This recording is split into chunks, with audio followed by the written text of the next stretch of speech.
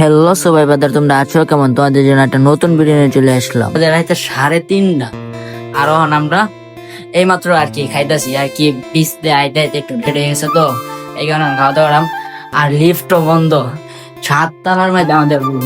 আর এনো উঠে যাইতে যাইতে একটা ফাইটা দেব, এই যে পানির বোতল আর সবজি আর বড়টা।